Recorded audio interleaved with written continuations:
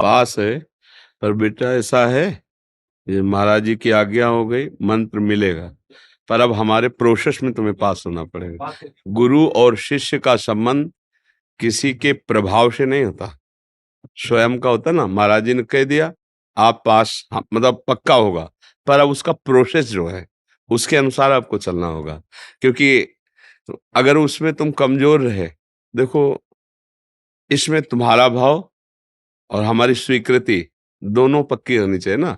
अब संत जन तो कृपाल होते हैं, तो कृपा करते हैं, बात हो गई। मतलब इसके लिए अब हमें आपकी जानकारी नहीं लेनी, पर जो प्रोसेस है, जो एक सीढ़ी है जिस पर हम चढ़कर आगे बढ़ते हैं, जितना आदेश किया जाए उसका पालन करो। मान लेना ही गुरु होता है।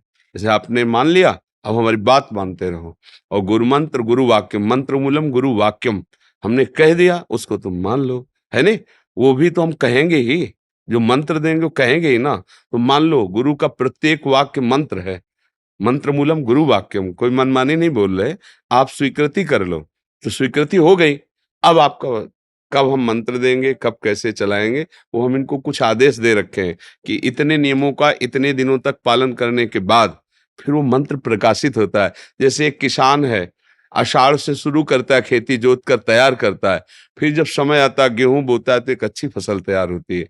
तो आपका अहम, आप कितना समर्पित है, आप किस भाव से, तो उससे फिर आपको बहुत जल्दी लाभ मिलेगा। और ऐसे जेब में हम कंठी डाले हुए फौरन मंत्र दिया, तुम नरक जाओ या स्वर्ग जाओ, वो बात फिर अपने यहाँ ऐसा नहीं। जीव हम कहते हैं गुरु मंत्र मत लो, तो जब तक गुरु मंत्र नहीं लिया, कोई गलती हो रही है तो पेंसिल से लिखी गई बातें हैं, मिटारी जा सकती है, लेकिन गुरु मंत्र होने के बाद मार्का से लिखी हुई बात है। अब उस पे बहुत विचार करके ही तो गुरु मंत्र ले लिया ना। आप गुरु बनाए हो, आपने शास्त्र सुना है, फिर ऐसी गलती क्यों की?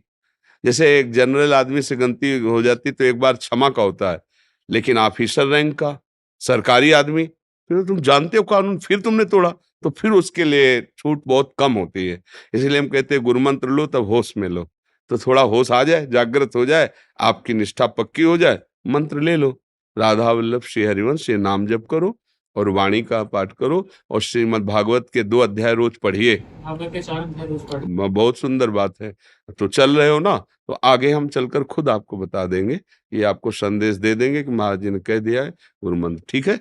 और जिसको संत कृपा प्राप्त है उसके लिए कुछ दुर्लभ नहीं है, पर एक नियमावली से चलोगे तो हाँ।